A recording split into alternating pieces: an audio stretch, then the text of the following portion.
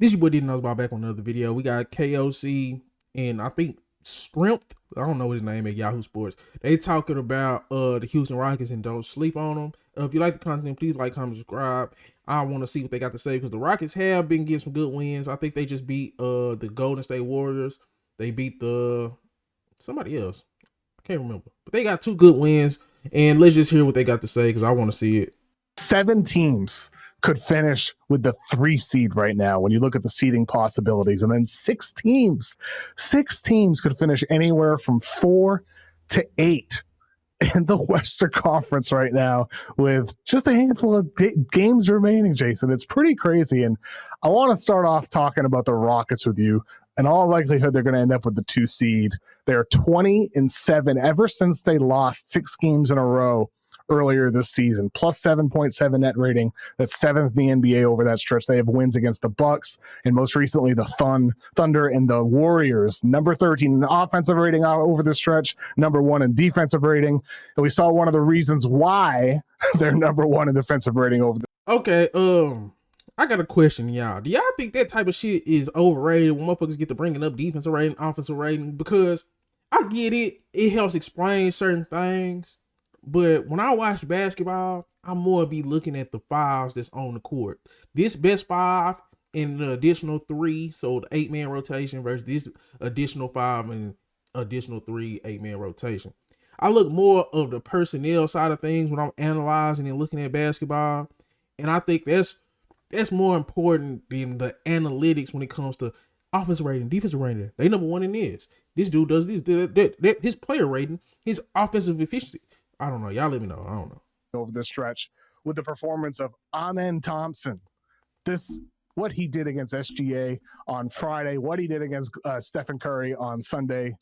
Looked like those were the 2 wins. I'm sorry. They got the win against the Thunder. They got the win against the Warriors. Those were 2 impressive wins by the Rockets. I did watch both of them games. That's a player of the year caliber stuff, didn't it, Jason? Yeah, I've been really fascinated by this idea of what makes Houston's defense so successful. Because I found it really fascinating that Denver and LA went on the road into OKC and shredded their defense relatively recently in the last month. And I've been what's different to me about Houston's defense than OKC's defense, because there are these 2 really young athletic defenses, right? And OKC has rim protection in the form of Chet. And I would argue Şengün's kind of the opposite of that. He's a guy that you can use as an entry point because they'll run more drop coverage with him. He's a guy that you can get at in space, right? But the big difference between Houston and OKC to me defensively is their wing athletes are big and strong, really big and strong. Whereas with OKC, you can actually attack their smalls a little bit. Hey, that's a good point, bro. When you look at Amen, why I'm so loud? But you look at Amen Thompson, you look at Tyree Easton, you look at Jabari Smith.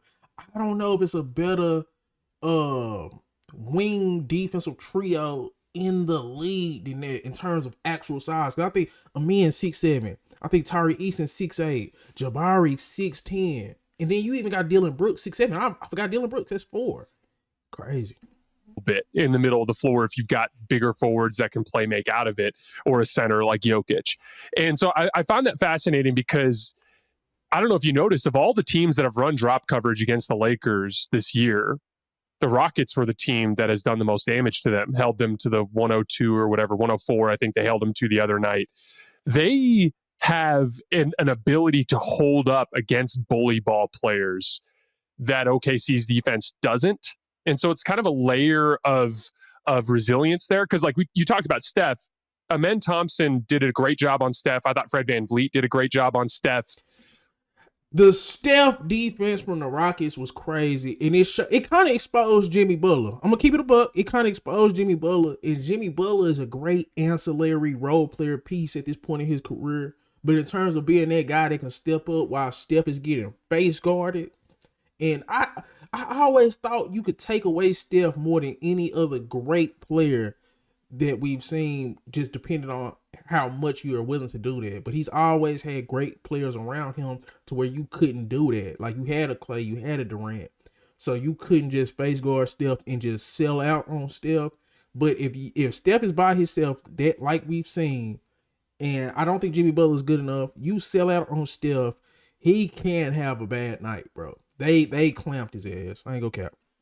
But I think it even goes deeper to where Jonathan Kuminga and Jimmy Butler weren't able to consistently compromise Houston's smalls in space attacking mismatches. And so I think really that's the upside to Houston's defense relative to some of the other younger athletic defenses we see in the league. They're just, Amen Thompson's got length. Dylan Brooks can hold up in the ground game against bully ball against the biggest, strongest forwards in the league. Jabari Smith Jr. is like this athletic wrecking ball in a different way as like a rebounder and a help side defender. And like they just have more of a size imposition on the perimeter that I think is really difficult for a lot of these teams to deal with. Sure. I mean, they, like you said, they're big at the forward spot, big at the wing spot, and that gives them so much flexibility. We see that with, Dylan Brooks, Jabari Smith, and obviously Amen Thompson with the size and length and the intelligence that he has, this rare blend that makes him such a great defender. I mean, Friday versus OKC, SGA is 6'6". He's got size. He's super shifty, and he holds SGA below 50% from the field, only 2 free throws in the game. And I know that's not just Amen Thompson. There's other guys in that game as well, but blocks SGA late in that game with a little side dribble, mid-range fadeaway, tracking him with his arm up the whole time. And then that's after a full game of just harassing him. And then Sunday versus Steph, a different type of player, obviously one of the greatest off-ball guys that you need to always constantly pay attention to, and he's just tracking him the entire game. I'm watching that, and I don't remember every Stephen Curry game, but I'm watching that thinking, is this the best Steph Curry has ever been defended? Because it might be. No, facts. I ain't gonna stunt. Houston did a great job on Steph. And it's like, I don't see why. Well, you probably can't do it like that. But Amen Thompson is one of the rare defenders, and I'm glad KOC brought this up. Amen Thompson is one of those rare defenders that is good at point of attack defense, meaning you can guard smaller, shiftier guards, and you can guard wings in terms of his being a wing defender. So Amen Thompson has a unique blend of point of attack defense and wing defense, and then he has the vertical athleticism to where he can actually provide help side defense or block shots. So it's like Amen Thompson is a unique defensive player, and he makes the Rockets go crazy on defense. Shout out to Amen Thompson, man. I mean, Amen Thompson was attached to him by the hip. Green did a good job. Van Vliet did a good job. Eason did a good job in limited possessions as well. And they have size at the wing. They have, as you said, size at the forward spot. And then we see this lineup with Steven Adams and Alperen Şengün with 2 bigs. They outscored the Warriors on Friday in 16 minutes, 41-36 with Adams and Şengün on the floor. Outscored the Thunder on Friday. And then the Warriors, they outscored them 17-12 in 9 minutes. So I ain't gonna stand the double big lineup with Adams. It's really a triple big lineup. Because don't forget Jabari Smith. They put Jabari Smith at the 3. They put Şengün at the 4. They put Adams at the 5. They out rebound everybody. That is a crazy big trio. This lineup with Adams and Şengün, I looked this up earlier today because I was curious, like, how are they performing? Over the full season, they've played only 156 minutes together, but of the lineups with over 150 minutes together, hundreds of 2-man lineups, Adams Şengün is number 1 in the NBA in net rating. They outscore teams by 31.7 points per 100 possessions. That is number 1 in the NBA of every 2-man lineup. And so we talk about size at the wing and forward spot for Houston, but then they have this 2 big lineup that they can roll out there that has been absolutely dominant defensively. We saw it again over the weekend against 2 dramatically different types of opponents with Golden State and with OKC. Yeah, well, and they can run some zone with that look. And I like how that kind of positions them in a way where they can use their size to cover area on the ground rather than having to cover area with their foot speed, which I think is a nice accommodation there.